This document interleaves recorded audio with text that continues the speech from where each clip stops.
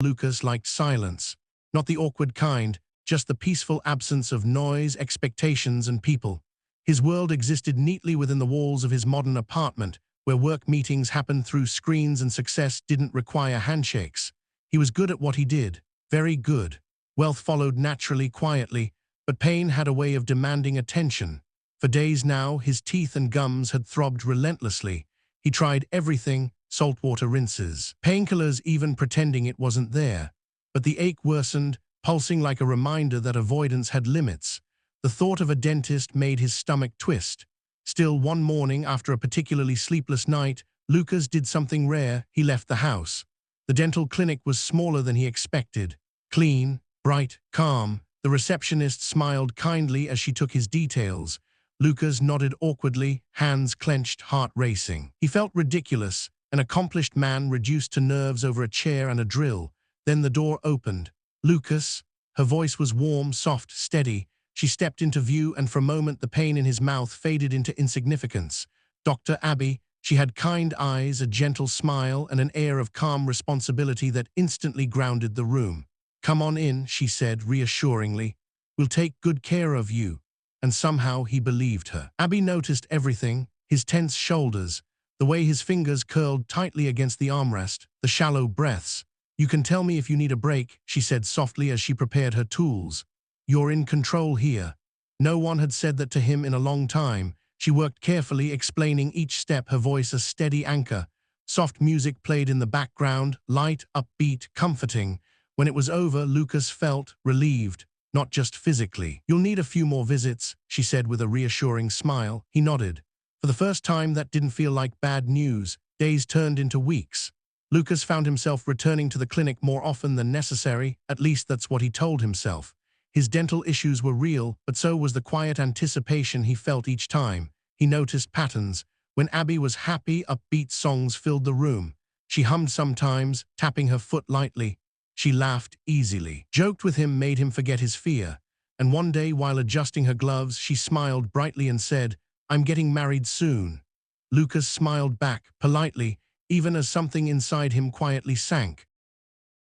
Lucas noticed it before anything else. The music, where there had once been light, upbeat songs that filled the room with warmth, there was now something slower, softer, melancholic.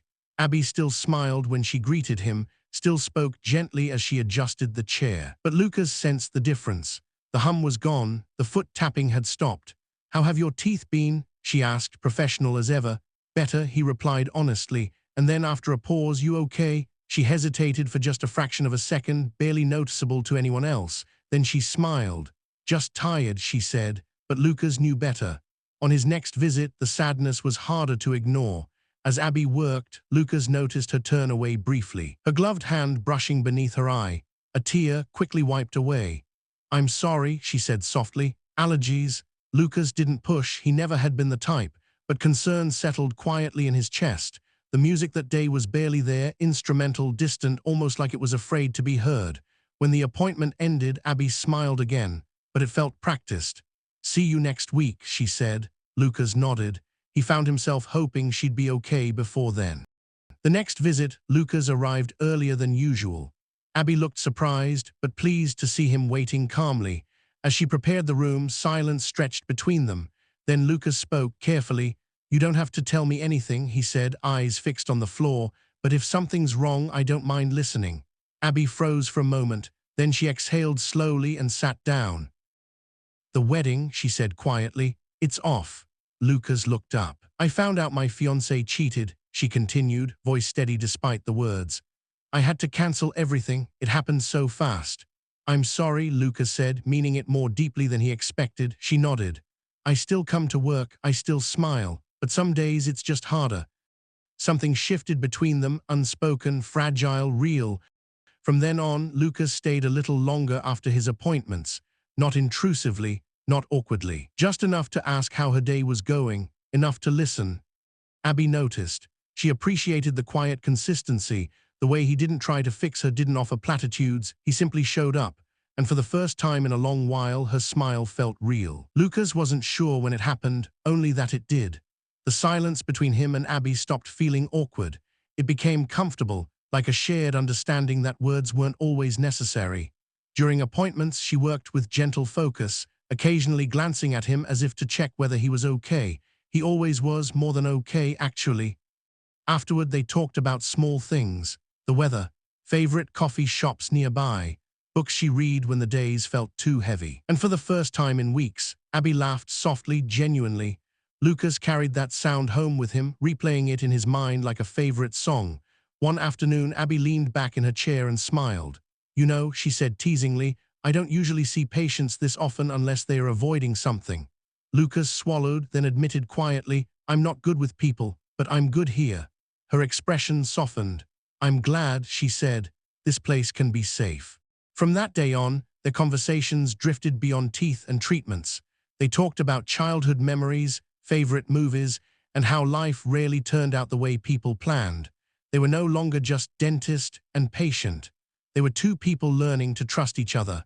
Lucas began noticing the small things: the way Abby's shoulders relaxed when he walked in, the way she smiled a little more freely when they talked, the days when she played softer music, and the days when she dared to return to something upbeat. Once he brought coffee. He apologized awkwardly, worried it was inappropriate. She laughed. "It's fine," she said. "It's thoughtful." That word lingered with him, thoughtful. For Abby, Lucas's quiet presence became something to look forward to. He never demanded more than she could give. He simply showed up, steady and kind. One evening, as Lucas prepared to leave, Abby hesitated. "Lucas," she said softly, "thank you for not disappearing when things got messy." He met her gaze, heart pounding. "You didn't disappear either." The air between them felt different then, charged, delicate. Something unspoken hovered just beneath the surface. As he stepped out into the cool evening air, Lucas realized something that startled him. He wasn't just coming back for his teeth anymore. He was coming back for her. Lucas noticed the change before Abby said anything. Music was different again, not quite upbeat, not quite sad, something hopeful, a soft melody that lingered in the room like a gentle promise. "You sound happier today," Lucas said carefully. Abby smiled, surprised. "I think I am, or I'm getting there." She worked with steady hands, confidence returning little by little. Healing, Lucas realized, wasn't loud. It happened quietly, one safe moment at a time. One afternoon, Abby surprised him. "I'm taking my lunch break," she said. "Would you like to walk, just as friends?" Lucas hesitated only a second before nodding. They walked down the street, coffee in hand, talking about nothing and everything. Without the clinical chair between them, something shifted. Abby laughed more freely. Lucas spoke a little more openly. "I'm awkward," he admitted, half smiling. "I noticed," she teased gently, "but it's kind of endearing." His cheeks warmed, so did his heart. They began meeting outside the clinic more often. Nothing formal, just walks, coffee, moments stolen between busy days. Lucas found himself looking forward to those moments more than anything else. One evening, Abby sat beside him on a bench, staring ahead. "I used to think being strong meant not breaking," she said quietly, "but I think it means letting yourself feel things." Lucas nodded. "You're allowed to heal at your own pace." She smiled at him then, soft, grateful, real. The space between them felt smaller. That night, Lucas lay awake, staring at the ceiling. For the first time in his life, he wanted something that scared him more than dentists or social gatherings. He wanted Abby, not just her smile or her kindness, but her whole, complicated, healing self. And for the first time, he considered stepping out of his carefully controlled world. Because some things, some people were worth the risk. Abby started to notice Lucas in ways she hadn't before, not as a patient, not even just as a friend, but as someone steady, someone who listened without judgment, who stayed without expectation. During one appointment, she caught herself smiling at him longer than necessary. When their eyes met, neither of them looked away. "Your gums are healing really well," she said, clearing her throat. Lucas nodded. "I guess good care makes a difference." She smiled, knowing he meant more than just dentistry. One evening after closing hours, they sat together in the quiet clinic. "I used to think love was supposed to be grand," Abby said softly. "Big gestures, certainty, promises." Lucas listened, heart heavy but open. "Now I think it's supposed to feel safe," she continued. "Like you don't have to pretend." Lucas nodded. "I've spent most of my life hiding behind screens, being successful but unseen." She turned to him then. "I see you." The words settled between them, warm and undeniable. The air changed after that. Their conversations lingered, their laughter came easier, their silences grew heavier, charged with things neither was quite ready to name. One afternoon, Abby brushed Lucas's hand by accident. They both froze. "I'm sorry," she said quickly. "It's okay," he replied, voice softer than usual. But they both knew it wasn't nothing, it was almost something. Lucas stood outside the clinic after his appointment, unsure how to leave.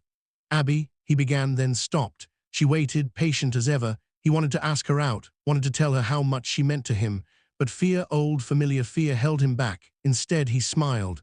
"Thank you for everything." She smiled back, warmth in her eyes. As he walked away, both of them felt it, the question hanging in the air, waiting to be asked. Lucas missed an appointment for the first time. It wasn't intentional. Work ran long, meetings blurred together, and by the time he looked at the clock, the clinic was already closing. The next day he returned, apologetic and nervous. "I'm sorry," he said quietly. "I didn't mean to disappear." Abby looked relieved. "I was worried," she admitted before she could stop herself. The words hung between them, honest, unguarded. Something in their routine had shifted. They both felt it.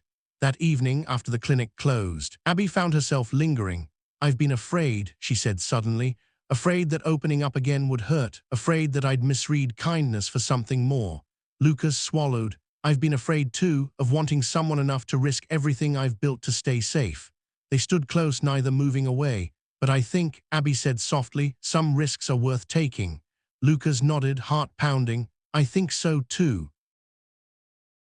The next time they met, it wasn't in the clinic. Lucas asked her to coffee, his voice shaking, his words careful. Abby smiled, eyes warm. "I'd like that."